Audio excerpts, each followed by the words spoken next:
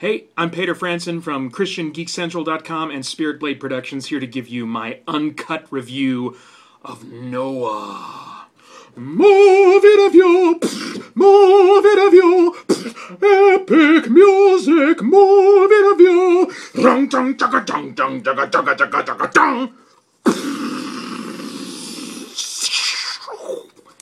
All right. So first, I should say this is a little bit of an experiment. I've been podcasting for, I don't know, years, 6 years or so now, and I'm thinking of maybe doing some video stuff, so this is kind of me putting a foot tentatively into the pool to see if it's frigid and scary or not. So anyway, if you have any kind of thoughts, reactions to this video, then let me know. Put them in the comments below. Let me know what you liked, or you know, what you'd like more of or different, except for editing. I can't help you with editing because I suck at video editing and I don't have the patience to learn. I got a bunch of other stuff on my plate. So if you want to do my video editing for me, you're sure welcome to volunteer. Until then, you get the awesome small video. All right. Why is this turning on? And crazy stuff like that, because my laptop just turned on in the background. Okay, so Noah we're talking about, right? Okay, according to Darren Aronofsky's Noah, in the early days of man's history, humans wasted no time in corrupting themselves and the earth around them. Crime and all kinds of depravity are like running rampant, seemingly unchecked, and the world itself has become a barren wasteland, not unlike what's typical in post-apocalyptic fiction. Fallen angels called Watchers live among humans and bear some of the responsibility for their corruption, since it was they who gave tools and technology to humanity that they were clearly not ready to use wisely. Now, in the midst of this darkness stands Noah and his family, who are the only people left in the world who recognize their responsibilities under the authority of the Creator to act as caretakers for the world and for its creatures. Noah begins receiving disturbing visions from the Creator that warn of a coming flood that's going to destroy the world. He is to prepare a vessel that will save those among humans and animals who are innocent, so that when the waters subside and a new world can be born, that it can be born without the corruption of the old one. But Noah, although he's a humble man who strongly desires to do the right thing, he's not without flaws or errors in judgment, which is really clear as the movie progresses. And his efforts to answer the Creator's call place him in dramatic conflict with both his enemies and those he loves. Russell Crowe plays the part of Noah with a quiet strength that I think fits the intention of the role perfectly. Jennifer Connelly joins her old A Beautiful Mind co-star once again and provides a comforting anchor for Noah through much of the film, and a stirring counter to him when they find themselves in conflict with each other. A strong supporting cast. It's filled with a bunch of familiar faces, wonderfully human performances that ground the experience in character-driven drama that I think is bound to connect effectively with many viewers. Fantasy fans, we also have a lot to enjoy, I think, in this movie. This reimagined story of Noah allows for iron-forged weapons and armor that bring kind of like a Conan vibe to the experience. Almost that dark sword and sorcery, you know, kind of gritty black metal vibe. And the Watchers, who take the form of these large, misshapen stone creatures that are kind of glowing from within, they clearly seem to be channeling the Ents as they're represented in the Lord of the Rings movie trilogy. Now add to this liberal splashes of supernatural happenings, and you've got really a lot of the packaging of a great fantasy story in this movie. Darren Aronofsky directs this film with more creative reserve than he is known for, resulting in a story that, while not without unanswered questions, is much more coherent, I think, than some of his other work.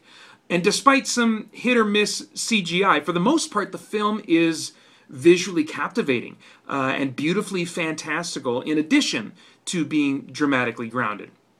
Now, I found the third act to be a little unusual, as it comes after what one could easily suspect is the climax of the film. I think that you can suspect that this one part of the movie is the climax. First off, if you're familiar at all with the basic story of Noah that may have been told in Sunday schools, or if you've just read it, from the Bible, you might think, that okay, this is the climax, surely, and then the movie will kind of wrap up after that. So don't be surprised if you find yourself saying, "Oh, there's more story here that they're gonna tell." Okay, all right, I guess I'll just sit down and see what this part is. In some ways, I think the film could have done without much of the third act, as it goes off the beaten path of the source material even more than the rest of the film. But even setting that aside, it just kind of seems somewhat tacked on, as if just to make the movie longer and more epic. I felt like the stuff that was going on as the main source of conflict in the third act wasn't properly developed in the first two-thirds of the movie. The first two-thirds of the movie didn't really feed into the tension and conflict of the third act as well as I think they could have. They could have set that up better. But that said, there's complexity, there's tension and drama in that third act that's, I think, engaging and worth seeing. Okay, so there's a lot of controversy in this, surrounding this movie from those who are Christians. I'm a Christian myself. A strong believer in the veracity of the Bible. And so I thought I'd kind of weigh in on this regard. First off, I don't know who could watch this movie, at least not like, your average American, even if you're not a Christian. If you're just an adult and you're an American, I don't know how you could see this movie and not have some very worthwhile topics swimming around in your head or begging for discussion afterward. I think there's just at some point there's going to be some worthwhile thoughts in your head that like, oh, that's an interesting idea that's worth thinking about in the real world. Now, but there have been, I'm sure by now I've not really been keeping track, but I've heard little murmurings of controversy and stuff like that. There, even before this movie came out, people were kind of getting up in arms, and some had already. I know one person had commented that when they had read the script, there's someone that is a Christian that is close enough to the film industry that they were able to read a copy of the script, and again, that was a script. Who knows if that reflects their view of seeing the movie, because a lot can change. But they used the phrase "environmentalist wacko," I believe, and also that clearly that they thought there was some kind of an environmentalist agenda. And of course, a bunch of other folks are going to be complaining that, it doesn't match the Bible in A, B, C, and D. And I can't get behind the whole, environmentalist wacko or environmentalist agenda type thing, even if it's there. First, I want to say that I think we can acknowledge the sovereignty of God here. And I don't know if Darren Aronofsky's a Christian. I don't have any reason to think that he is. But that isn't to say that God couldn't still use someone who's not a believer to highlight truth. The Apostle Paul quoted secular poets and thinkers of his day that did not believe in the gospel, did not believe in Jesus, did not even necessarily believe in the God of the Old Testament, but he found it useful to quote them at times because they were still now and then hitting on some truth. And I think likewise, we don't need to look at this movie and say, "Oh, we gotta throw this away, it's bad, it's evil," or whatever, and there's nothing good in this movie. I think far from it. I think there's actually a lot of good going on in this movie. So first off, I didn't feel like I was being preached at by environmentalists as I watched this movie. The conservationist views of the characters in this movie result from living in a world where nature has been largely destroyed. Like I said earlier, it's kind of like a post-apocalyptic world that they're living in. Their priorities, because in the movie at one point, Noah's like, "Oh, don't don't pick those flowers. We got to let those flowers sit there and grow and, drop their seeds. And I think he was like picking up little bits of seeds that fell off of the plant that they could eat without actually hurting the plant, and, that would be extreme in our world, very extreme, but in the world that's being presented in this movie, where it's like this post-apocalyptic wasteland, there's like hardly any plants anywhere. If I saw a plant that was going to like give off seeds now and then that I could eat and feed my family, I'd be like, freaking let it grow, let it grow. Don't touch it, So, I mean, I totally get that. I also found that regarding fidelity to the source material, to the Bible, the pattern was largely addition rather than subtraction. I was amazed that the framework of the biblical account was largely intact. Mostly what they did was just kind of like inserted a bunch of crazy imaginative details into all the spots in between the lines, of the account in Genesis. And so there was mounds of additional story and concepts that, while crazy and imaginative in some ways, I felt were still compatible with a biblical worldview with only a few and minor exceptions. I'll give you one example, which might be, I'm not even sure myself, but might be the implied redemption that's possible for fallen angels. Though even this misrepresentation, potential misrepresentation of Scripture provides a picture of the nature of redemption. In Hollywood, the nature of redemption is you redeem yourself. These fallen angels in this movie, they don't redeem themselves. They don't earn forgiveness. What happens is the first among them arrives at a point of humility. And this is a bit of a spoiler, so I apologize for that. But I want to get into the guts of this thing a little bit. And I could, just a little bit though, because I could frickin' talk for like 30 minutes about this movie, and I'm not going to do that. But these fallen angels, one of them at one point arrives at a point of humility, recognizing his need for forgiveness, and asking the Creator for forgiveness. And then that is the moment of redemption, and then the other fallen angels kind of follow suit. And so I think that is a picture of redemption rarely seen coming from Hollywood, where you see like Darth Vader, we kind of feel like he, earned his redemption by sacrificing, by doing this thing, by doing good at the end, or whatever. And that's not what was going on here, I don't think. It really seemed to be about that moment where that watcher said, "Creator, forgive me." So even if, we can't apply redemption to fallen angels, and that's a whole different discussion, whether or not we can potentially do that, whether or not there is potentially any provision. I don't think there is. But even setting that aside, I thought this is a picture of redemption where it's based on humility and just recognition of our need for forgiveness that we just usually don't see in Hollywood. And so, I'm certainly in that regard welcoming of it. Now, I think what may seem strange about the movie, what may make Christians uncomfortable, even if they're not realizing it, is the very thing that makes it so much like an Old Testament story, or the Tanakh if you're Jewish. Events in the Old Testament are often simply described without commentary. We can find ourselves asking when we're reading some part of the Old Testament, did God want them to do that or not? Is God happy about what they just did? Or if we look and see, okay, God did command this, but that seems like a weird thing to command, we can say to ourselves, why? Why would God command them to do that? And in the text, in that immediate text, we don't have answers. We don't have commentary. Now and then, commentary is provided in the Old Testament, identifying which actions performed by people were good or bad, or what the motives of God were when he gave a specific command. But much of the time, the reader has to bring with them their knowledge of Scripture as a whole in order to interpret moral aspects of an Old Testament account. Likewise, God is silent in Noah, providing only visions and small signs to guide Noah.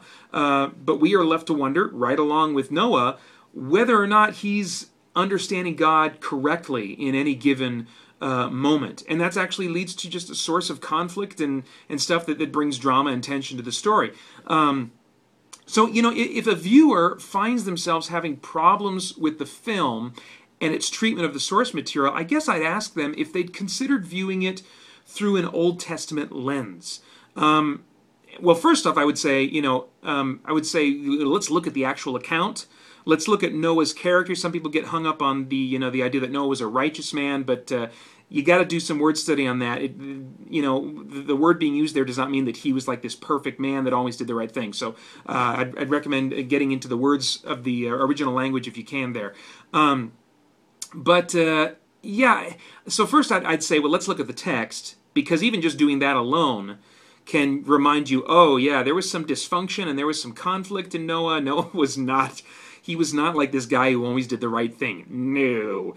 And then I'd ask them if they'd considered viewing it through what I would call, I guess, an Old Testament lens.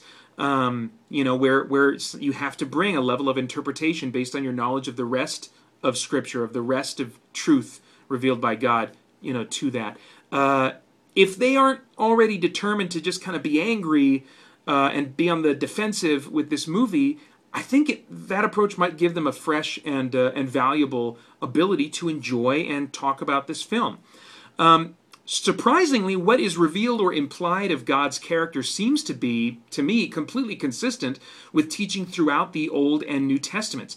This film says that humans, surprise, are corrupt, which Hollywood is saying a little bit more and more these days. It used to be, that all you would hear is follow your heart because we're all basically good, But more and more, I think sci-fi is leading the way a little bit, and now we see an example in fantasy doing it, of acknowledging that humanity has corruption, has evil inherent in them that really needs to be dealt with, and that's what was going on. That's what I think was being said in this movie. That humans are corrupt, their evil must be punished, and it must be removed.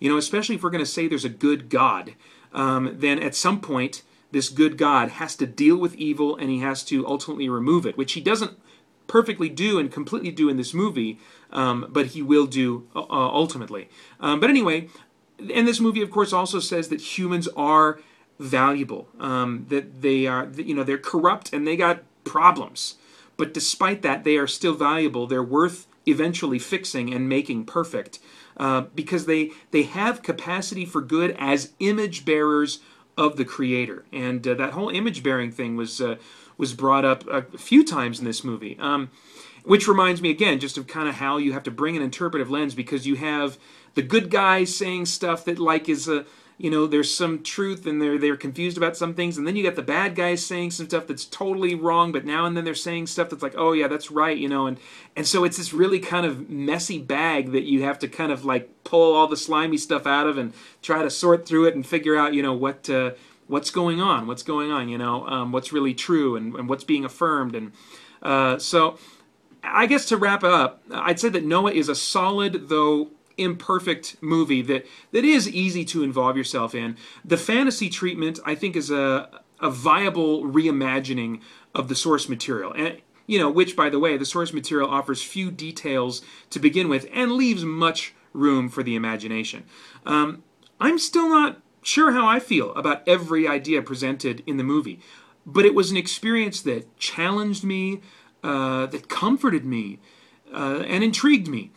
Far from something that we got to get angry about. I would argue that many Christians actually have a duty to see this film, and that's something that they'll have to sort out with God, but I think some Christians will have the opportunity because of people around them that are seeing this movie that would be open to talking about it. It could be a good, growth experience for everybody involved in that conversation. I think some Christians are going to totally miss that God-orchestrated opportunity to have a conversation based off of this movie because they're going to just be in a huff, or they won't even see it, or whatever. And man, if we could set that aside, I would argue that for many Christians, not all, I'm not being dogmatic or anything, but it just depends on, like I said, you got to sort that out with God and the place He's positioned you, the people He's positioned you to have around you in your life, and kind of what their interests are and stuff. But yeah, I would argue that many Christians actually have a sort of duty to see this film, to enjoy it, to evaluate it, to absorb it, and then talk about it, and in a calm and relaxed manner with others. It's rated PG-13 for violence, disturbing images, and brief suggestive content. I give it a quality score of 8.5 out of 10 and a relevance score of 10 out of 10. And if you're wondering what all that kind of, review score business means, go on over to ChristianGeekCentral.com.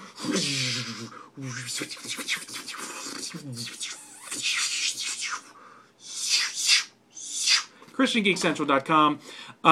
And you'll find kind of like I don't even remember now. See, this is why editing would be good, because then I could look it up and I'd say, oh yeah, it's right here. Just click on this and go ding dang dong. But that's not going to happen. Just go to ChristianGeekCentral.com and you'll see there on one of the links somewhere that will lead you to an explanation of kind of our review system there. Give me your thoughts and comments below. Please like and share.